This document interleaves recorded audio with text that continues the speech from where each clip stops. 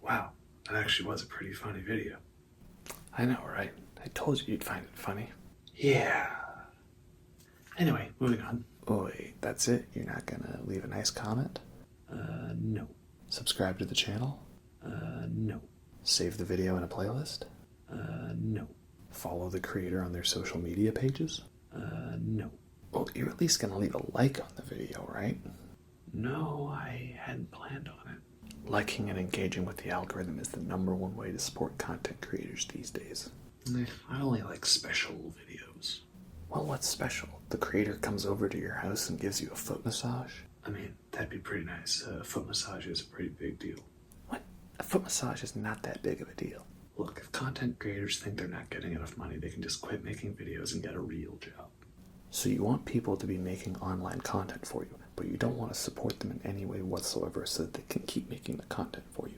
Sounds to me like you're not really viewing them as actual people and as just objects and tools for your own personal gain. I consider a good content creator someone who posts 2 videos a week. This person only posted 1 video a week, and a lot of the times I wasn't that interested in them. Ah, so you spoke up and explained what you didn't like about the channel in hopes that they could learn from that criticism and improve, right? No. So you didn't get the service you wanted, and you didn't properly communicate that it wasn't what you wanted. So how do you expect things to improve and change? Yeah, I don't know. I agree that the ad revenue of YouTube is very bad and the policies regarding demonetization are very poor, but your little individual choice of deciding not to comment, like, support, and subscribe to channels is not going to make a dent in the overall system. What you need to do is support policymakers that will make the big change at the legislative level. Alright, fair enough. Now go be helpful and support your favorite content creators, or I'm going to get all Ezekiel 25:17 on your butt. What? Nope, we are not doing that again.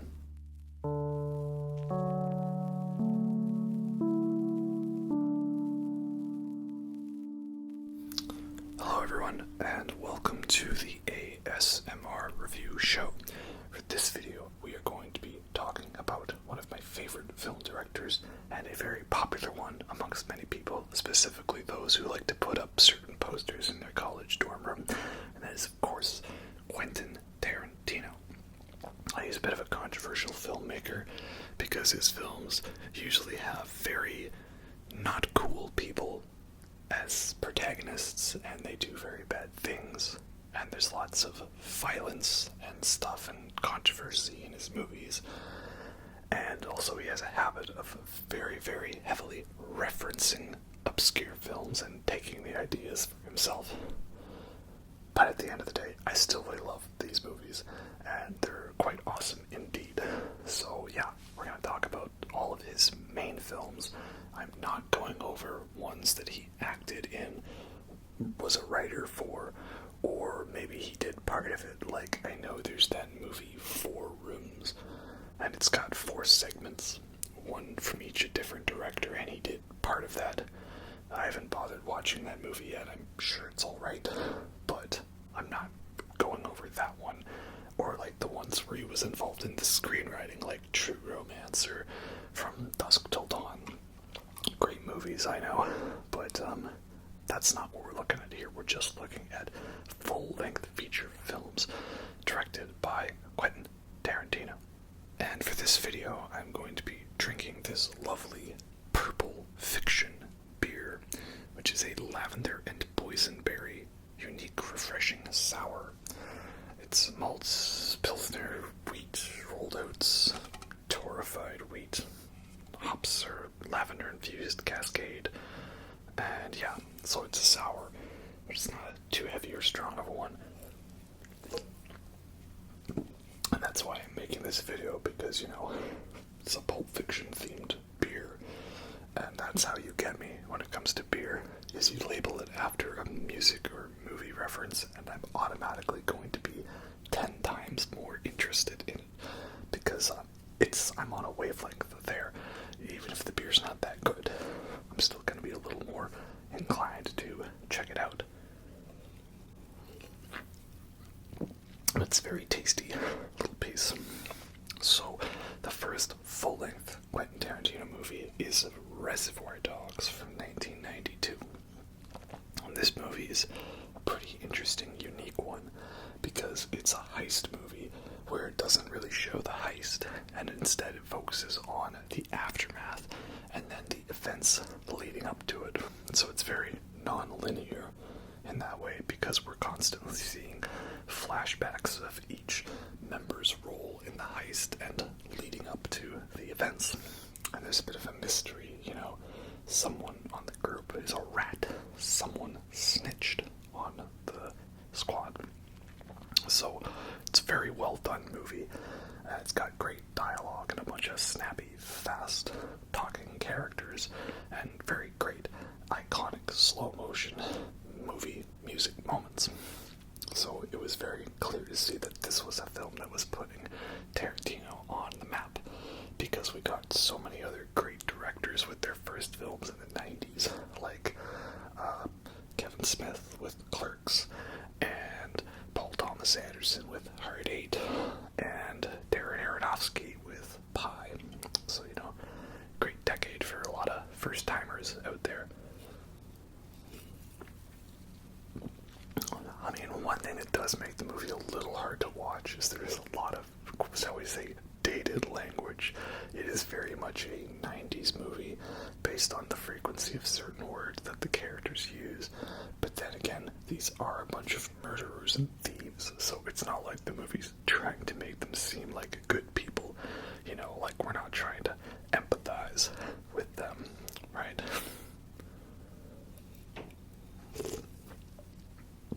That's how I see it. Like, if bad characters are saying bad things that are not cool and they're doing bad things, then that's the movie's way of showing us that they are bad people, right?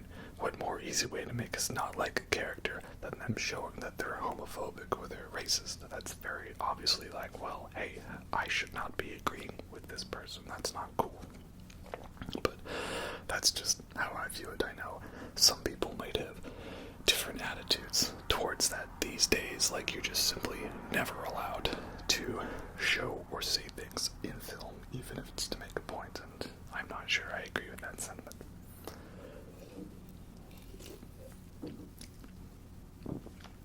But yeah, this is a great movie. A very fun one. I just think for me, it's not my favorite Tarantino movie, because it gets overshadowed by some of his more bigger and betterer epic movies. This one's very small and low-key, much more simple scale compared to the other ones, but I get why for some people it's their favorite one. Next up is probably Tarantino's most well-known movie, and that is, of course, Pulp Fiction, which I have on DVD, because it's very retro, in fact.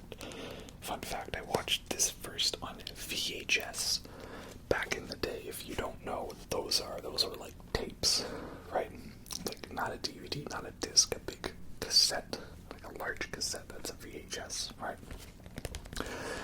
So I watched Pulp Fiction on VHS, probably at an age that I was too young to be watching it, but then again, that's a lot of movies. I'm trying to think of, like, movies I saw when I was definitely too young. Clockwork Orange, Eyes Wide Shut, Saving Private Ryan, Brazil, Irreversible, Pulp Fiction,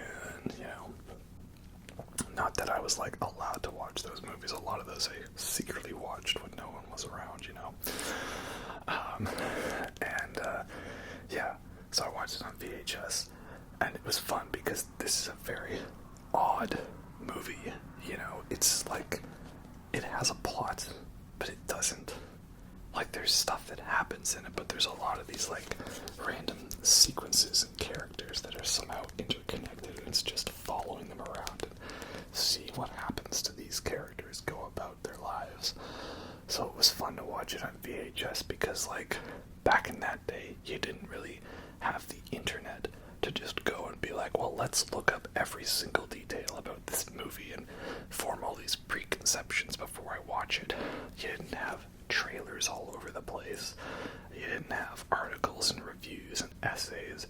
You also didn't have them dropping something about a controversial thing that's going to be in a movie so that everyone could get in a heated debate about it 7 months before the movie comes out. only to find out it was not nearly as controversial of a debate as it should have been, right? So it's kind of fun to watch a movie like that and just go in and just watch it for what it is, right? It's probably why I've never really found most movies too boring, because I'm just kind of watching it and being like, well, let's just, I'm in the hands of the filmmaker. Let's see where we're gonna go from here. So then, of course, I had to eventually buy this one on DVD because it's a great movie and it's classic. So it's basically like an interconnecting series of like two hitmen and their boss and a wrestler who's hired by him and the boss's wife, and a whole bunch of connected stuff like that. And it's a great movie, so many great performances from Samuel L. Jackson, of course, John Travolta, Uma Thurman, Bruce Willis, Ving Rhames, too many to list on here. And yeah, just one of those ones you kind of gotta watch it and just enjoy it for what it is, the snappy, witty, clever dialogue and the entertaining story. And it's told non-linear, not as much as people would say. It's basically they took what would have been the middle of the movie and moved it to the end. And I think the reason for that is it's almost like, God is actually legitimately doing a divine intervention to write it so the movie ends with Vincent still alive, right?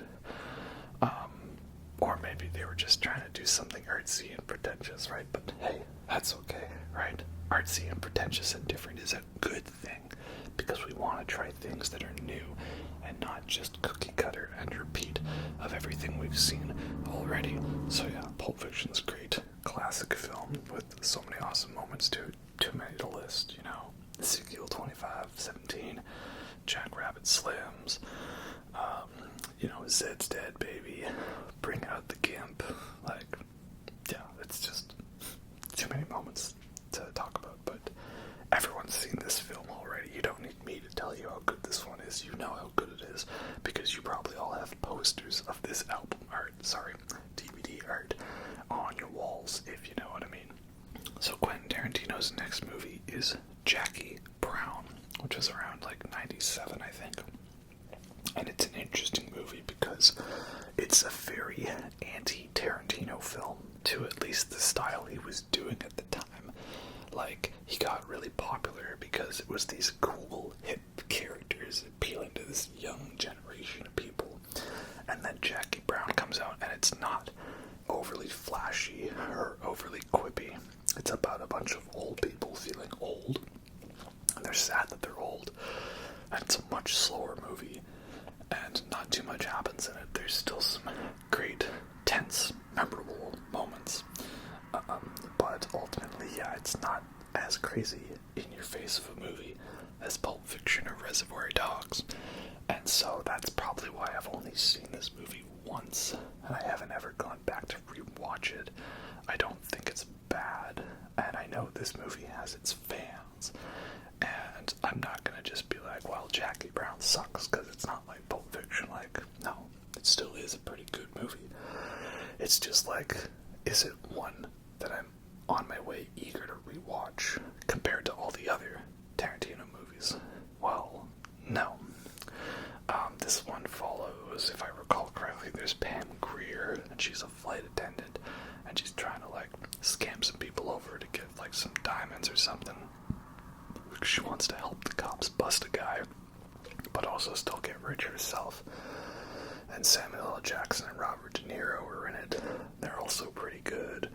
Robert Forster's nice. It's kind of this grizzled, old veteran type guy, So the cast is great. Dialogue's great.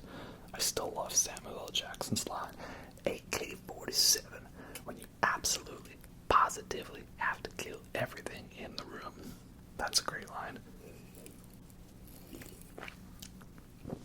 And there's a sequence that I remember originally thinking it was way too long and pointless, and it's where Samuel L. Jackson is talking to, is it Chris Rock or Chris Tucker? It's been a while since I watched the movie.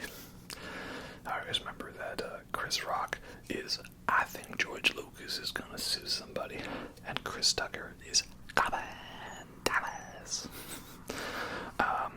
So the scenes with Samuel L. Jackson and Chris Tucker, and he's trying to convince him to help him out, go like this sort of drug bust or this sort of like trade-off or something, and it's like nearly 5-6 minutes of Samuel L. Jackson just kind of building up like, here's what's gonna happen, and you're gonna hold this gun, and you're gonna hide in the trunk so we know business, and it's all just this build-up to turn out that Samuel L. Jackson was secretly tricking Chris Tucker to be in the trunk of a car so he could kill him out in the middle of nowhere. And again, it's a sequence where you kind of think, well, what was the point of that? They just wasted my time. But the whole point was the filmmaking element of it, to really build up your trust in Samuel L. Jackson's character, only to have that turned on you like, oh wow, he just killed that guy. So again, it was a moment I didn't like, but then I thought about it and realized, hey, it's actually a pretty cool moment, you know? So yeah, Jackie Brown is probably one of my least loved Tarantino movies, but that does not mean that it is a bad one. Next up, we've got a pair of films in 2003 and 2004, and that is Kill Bill, Volume 1 and 2. Because this was originally supposed to be a 4-hour long epic that eventually they had to release into 2 separate movies just a little short apart. I mean, nowadays this type of movie would probably be like a straight to streaming, like short run TV limited series type of thing, which wouldn't necessarily be a bad thing, but it means they would probably take what was a cool concept and expand it out too far into a show that could have been trimmed down into a nice movie. Looking at you, Disney Plus Obi-Wan show, I enjoyed you, but you definitely were stretched quite thin to turn into a 6-episode TV show. But yeah, Kill Bill is a great movie duo series. It follows the bride, Uma Thurman, as she's murdered on her wedding day, but she survives and comes back for vengeance on those who wronged her. So this one I like because it's very heavily referential to anime and old samurai Japanese movies, a whole bunch of stuff like that, you know, great throwbacks, and it's definitely the start of a very over-the-top style for Tarantino. He already had a bit of that here and there in the 90s movies, but this is the one where he starts doing a lot of that whole Evil Dead Sam Raimi quick camera zoom in, you know, for dramatic moments. And I feel this is where he starts getting very obviously referential to his favorite movies and his favorite style, which again is not a bad thing. Obviously he's quite of a film geek, a film nerd, and I am too. And I'm always referencing stuff. That's my whole shtick. So if someone else is gonna do that, then I'd say that's a totally fine thing to do. But yeah, I really love the Kill Bill movies. I do feel, though, that maybe it could have been a 3-hour movie minimum. I don't know if it needed to be 2 movies, which it's funny because that's the complaint they were making when they were doing every young adult final chapter into 50 Shades of Grey and Twilight and Hunger Games and Harry Potter. A lot of those ones, did they really need to be 2 movies? Well, no. And I don't know if I feel that way about Kill Bill as well. I feel there was a little bit of the stretching to pad it out to that long.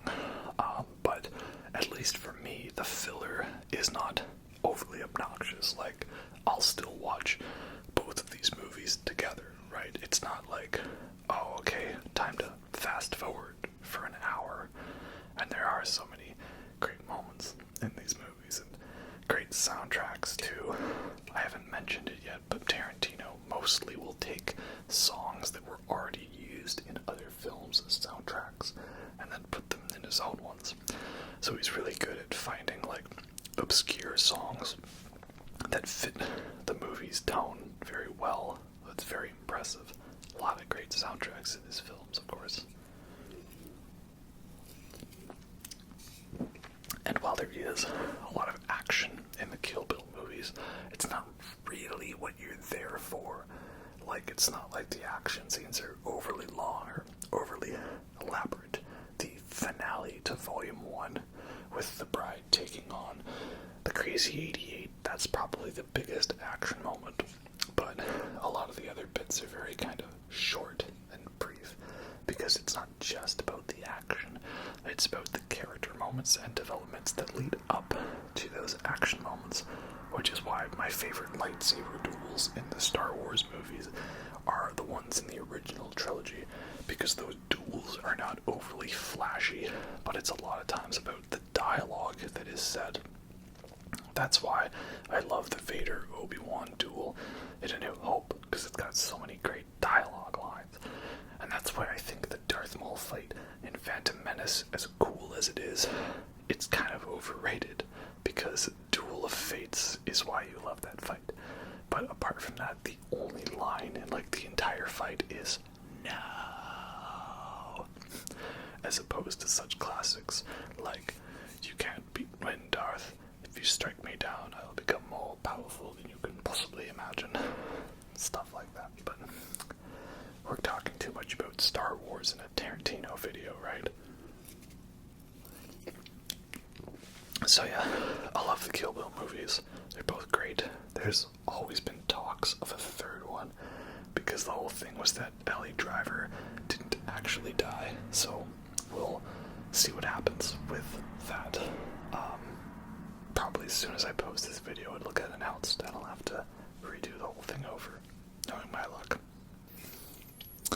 Next up, we've got a bit of a special movie, and that is Grindhouse, which is a double feature film, including Planet Terror, directed by Robert Rodriguez, and Death Proof, directed by Quentin Tarantino. So it was a double feature homage to like 60s, 70s, like exploitation, grindhouse, low budget, violent movies, and it's a very over-the-top, elaborate throwback. And so the Planet Terror one is kind of like a throwback to like zombie horror movies, but with a lot of Evil Dead influence. You know, main character loses a limb and gets a weapon put on it, right? Very violent and over the top and silly and stuff, you know. And I actually haven't seen Planet Terror in a very long time, so that's one I think I need to rewatch. And then there's Death Proof, which I think for me is another Tarantino film I'm not fully in love with, because it's basically, well, it's just a straight, simple movie. Very throwback to the 70s style. And does that make it entertaining to view the style of it? Yes. Does it mean I'm one that I'm going to rewatch? Not particularly. But it does have a lot of impressive stunt driving in it. Because the whole thing is, it's this guy called Stuntman Mike who, like, preys upon groups of women and, like, will try to run them off the road and, you know, kill them and stuff. So he's a very messed up guy, played brilliantly by Kurt Russell. And so there's an amazing, over-the-top, elaborate car chase sequence at the end of the film that's great, and that's kind of like what the idea they were going for was, because you look at a lot of these movies that Death Proof and Planet Terror are referencing, they're not necessarily the best movies, but they've kind of got like a scene or a thing about it that's like a word of mouth thing that would spread, like, oh, did you see that movie where they take the dude's head and he goes to the woman and, you know, right? Or stuff like that. So that's kind of what Death Proof is. It's like, oh, you see the one where like the dude's chasing a dude in a car, or the girl's driving and she's like tied up to the front of the car, like stuff like that. So I like the style to it. It's entertaining, great practical looking car chase, but again, not one that I'm rushing to rewatch that much. Shout out to all the fake trailers though in between those movies. Thanksgiving, that looks like a very hilariously interesting movie, if you know what I mean. Up next we have Inglourious Bastards. This is definitely a case of me having my expectations set in a certain way based on the press and the trailers surrounding the movie, which again, that's why I liked the way I was able to watch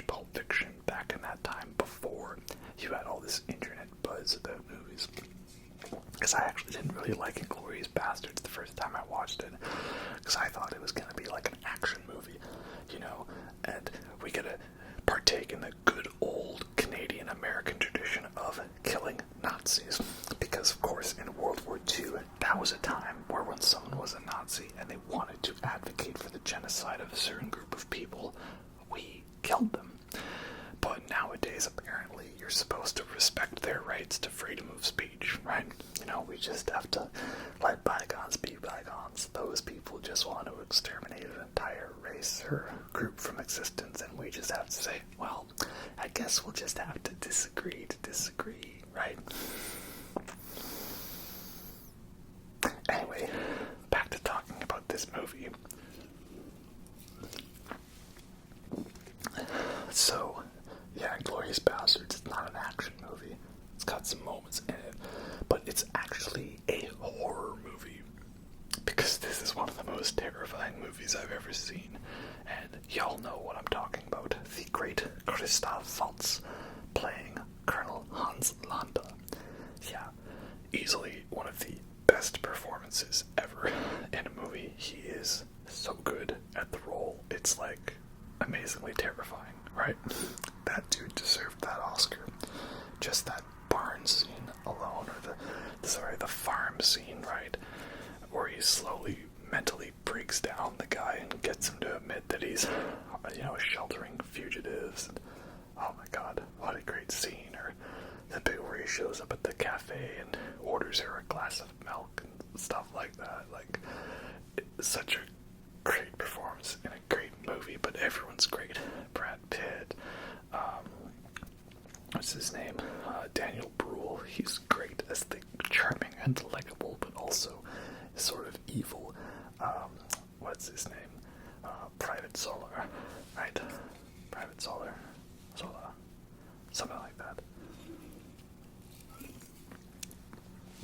I also think it's hilarious how Tarantino managed to sneak essentially what's a foreign film into the popular mainstream audience, because a lot of the dialogue is in French, German, or Italian. Very little of it's actually just in non-subtitled English, so I think that's pretty cool. Yeah, such a great movie, so good to see him doing a World War II movie, and also just to be like unflinchingly brutal, because this is where I feel a lot of his movies are about the revenge concept. We saw Uma Thurman as the bride getting revenge on her attempted killers who ruined her life, and then we see now the people, the Jewish people, getting revenge on the Nazis for World War II. So it's a very cathartic film, and we'll see a lot more of this revenge theme crop up in some of his more recent and later movies.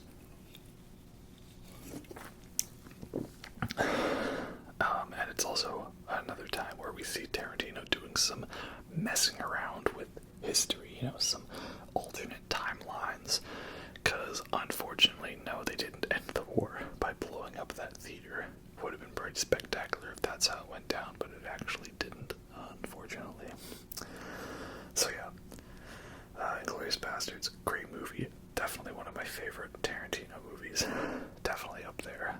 Pulp Fiction, Kill Bill, maybe this one, maybe a couple others, it's hard to rank, but yeah, an amazing movie that's also so terrifying in certain ways. Next up from 2012 we have Django Unchained. The D is silent, hillbilly. So Django Unchained is another epic 3-hour revenge movie, and this one is about a black man who was a slave in the pre-Civil War era South being freed and getting revenge on his torturers and enslavers and killing a bunch of white folk. So, again, totally not a controversial movie whatsoever, right?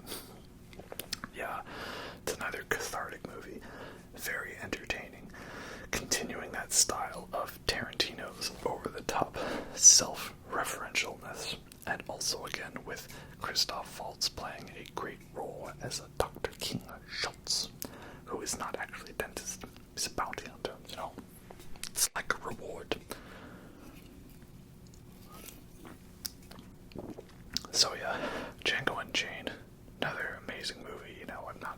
some hot take that this movie secretly sucks, because it doesn't. It's awesome. Very elaborate and over the top. And Christoph Waltz gets to be, not despicably evil this time, but deliciously good. You silver-tongued devil, you. So I really like this one a lot. It's very violent. I don't know if it's the most violent I've seen a Tarantino movie. It's kind of up there because a lot of the times the violence in his movies, it's very over the top to the point where it's almost comical, Why does he need to do that? Because it's so much fun, Jan. But the interesting thing is when the violence happens to the bad people, the antagonists in the movie, it's like very over the top, It's like physics doesn't exist. Someone can get shot from a gun from the side and they go flying backwards. Kind of like over the top blood splatters. It's getting almost like comically over the top. But then when violence happens to innocent people or good people in the movie, it's like very brutal and unsettling. And there's this scene with the one guy getting mauled by the dogs, and they keep flashing back to that, and it's not an easy scene to watch. So I think it does a good job of showing how he can make violence in movies entertaining, but also still knows how to make the violence really hit you where it should, because seeing some of the things that you see in the movie should make you feel bad and uncomfortable, and he does a good job of doing that. So yeah, I remember originally I liked Django more than Inglourious Basterds, but I think that's because the D silent, Django was the movie I wanted it to be, and Inglourious Basterds wasn't. But then I rewatched it, and now Inglourious Basterds, for what it is, I think I like more than Django for what it is. Also, something about Inglourious Basterds, I can just start watching that movie and just be all of a sudden an hour into it and feel like no time has passed, whereas Django is not a slower movie. It's a longer movie, but it's not slow. And yet I feel that one takes a little more effort, shall we say, to start it up and keep going into it, if that makes any sense. But yeah, again, still another totally killer classic from Tarantino. Next up, we've got what I think is probably the most underrated Tarantino movie in my mind, and that is The Hateful Eight. So I think this one kind of got overshadowed when it came out because there were so many other great movies coming out in December 2015 and early 2016, right? Oscar season and all that. As there were a lot of great ones in 2012, but then also it was not the only period piece set in a very snowy environment. There was also The Revenant that came out, and The Revenant is one of my all-time favorite movies. So, that one definitely overshadowed it a bit for me. So I didn't actually get around to seeing Hateful Eight until a couple of years later. It wasn't really on my radar. And it did seem a little, shall we say, superfluous or just kind of odd. Like, Tarantino was kind of always doing a different style or different genre for each movie for a bit. So he followed up Django quite quickly with another Western Civil War era type movie, starring Samuel L. Jackson. But this one is quite a different beast of a movie, because the main thing I didn't realize until partway through, and the thing that I wish somebody had told me, because it would have gotten my attention a lot sooner, this is actually secretly a remake of John Carpenter's The Thing. Why? Because we've got a harsh, snowy environment, a very slow movie with lots of long, beautiful shots of snowy landscape, and it's a whodunit, because it's a bunch of characters who are all untrustworthy of each other, locked in a small environment due to the weather, and they don't know who's who, and someone is lying. And it even has not only the score by Ennio Morricone, Oscar. But also, it uses unused music from The Thing in the movie. So, it's literally just a remake of The Thing, but it's a Western and a period piece instead of science fiction. So those elements alone make me love it. But again, it is one that, because it's such a long and slow movie, it's not one I can just kind of throw on whatever to just enjoy. And it's not as tightly paced as something like Kill Bill or Inglourious Bastards or Pulp Fiction. So it's another one that I really need to watch more, but I haven't committed the 3 hours needed to watch it because I'm usually trying to watch something else. I'm trying to watch something new, not go back to what I've already seen. So it's a very great one. Looks gorgeous, acted gorgeous. The only issue I have is the mystery is not really so much of a mystery, shall we say. Like, spoilers for a 7-8-year-old movie, but basically they show up and they meet 3 guys who look kind of sketchy, 3 or 4 guys, and it turns out that, hey, guess what? The 3 or 4 guys that we thought are kind of sketchy turned out are actually secret assholes. And hey, the one person who would be the one to poison the coffee is totally the one that poisoned the coffee. Wow, that's what a crazy thing there, Though that reveal that Channing Tatum was actually in the basement the whole time, that's a fun little thing because you didn't really realize the geography of the place allowed for it to have some kind of cellar or a basement. So that's a nice twist. Also, I gotta see Channing Tatum get his brains exploded. No disrespect to the man, I just haven't really been a fan of him. And growing up, he was like the guy that all the girls would totally fangirl over because he has abs. And me being a nerd who does not have abs, of course, was very jealous of that because that's the type of person I am, It's not like I can win the ladies over with the good looks. And this brings us to the most recently released Tarantino movie, which is Once Upon a Time in Hollywood. And I'm using the reverse box art here because it's so much more awesome. This cool looking retro art, I love it. It's great. So yeah, Once Upon a Time in Hollywood is a period piece in 1968, 1969 approximately. And it's kind of another slice of life hangout movie, kind of like a Dazed and Confused Big Lebowski movie, but also with interlocking stories like Pulp Fiction. This one follows Leonardo DiCaprio as, what's his name?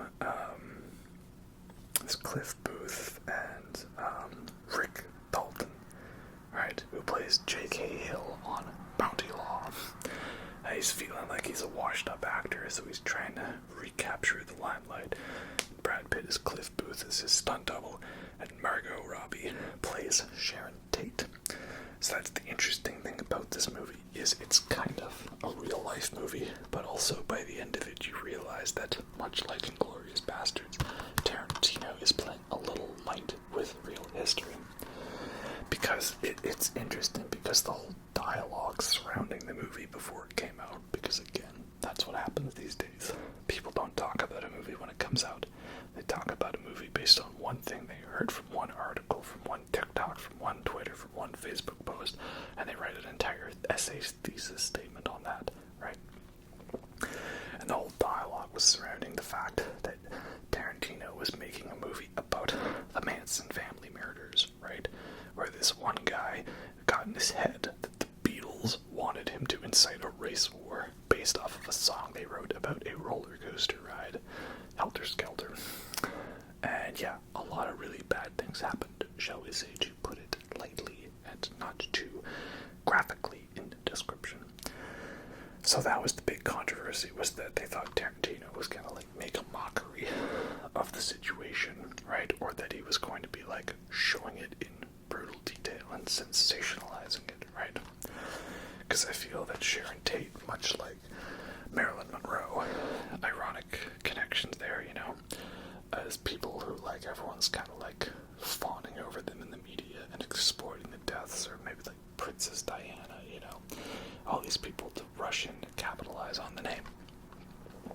time of filming this. I've not seen the new Marilyn Monroe movie, Blonde, with Ana de Armas, but I am very interested in that one. So that was the whole controversy around it, and then it turns out, well, it doesn't really focus on Sharon Tate that much. She is a character, but not too much. And then the fact that the movie didn't focus on her was a bad thing, because it was being derogatory towards the fact that the woman character didn't have as many lines.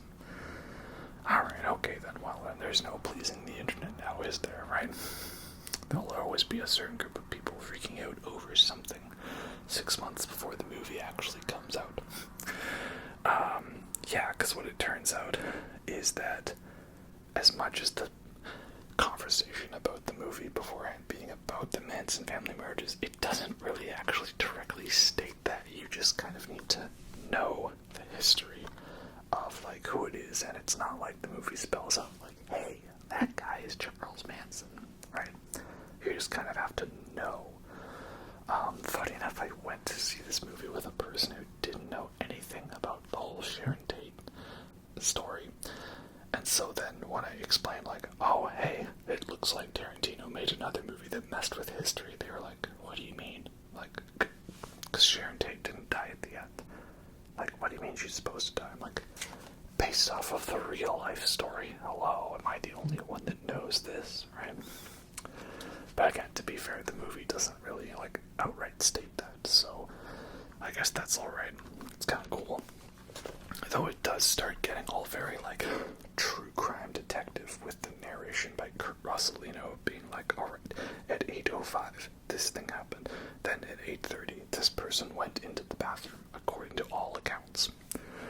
So then when it does twist that on its head with one of the most satisfying climaxes to a movie, yeah, it's pretty awesome. I actually really like this one. I know a lot of people kind of were put off that it was a slow hangout movie. They were like wondering, well, where's the Tarantino ultra-violence and where's the revenge story? And that's when you realize that the revenge comes out of nowhere at the end. Because it's like Tarantino making a mockery of these hippie cult Manson family members, showing them as a bunch of stupid, drug-addicted crazies, and then brutally murdering them back, all set to that great Vanilla Fudge song. So, yeah, it's still another revenge movie, and come on, when Leo comes out with the flamethrower, man, what a cathartic moment, am I right? And I also like that he's still not afraid to be killing more Nazis in his movies. In the one film that Rick Dalton's starring in, no chill there, and I like that. And also, again, it's got another one of the contenders for most tense Tarantino scene, the bit where Cliff Booth ends up at the Spawn movie ranch, and you don't know, like, is he gonna find a dead body? Are the cult members gonna get him right now? Like, what's gonna happen? So, again, another great, intense moment. Not as intense as Inglourious Bastards, but then again, very few movies are. So I would say this one is also slightly underrated. And that's where we are at currently for Tarantino movies. He's announced some projects that may or may not happen. We'll see, but I'm tired of holding on to this beer in my fridge, and I wanted to finally get this video all said and done.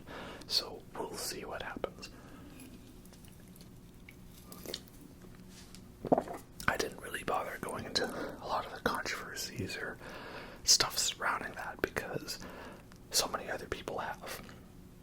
And I don't know if I'm really inclined to enough information to start debates on certain topics, so I'm just looking at the movies for what they are, and most of them are all very great, and I'm going to continue to watch and enjoy them. And even if I was to come out and say I didn't like these movies because I didn't like the controversy, I highly doubt me, one random little channel, would sway the masses of the college dorm poster buyers from not watching certain movies.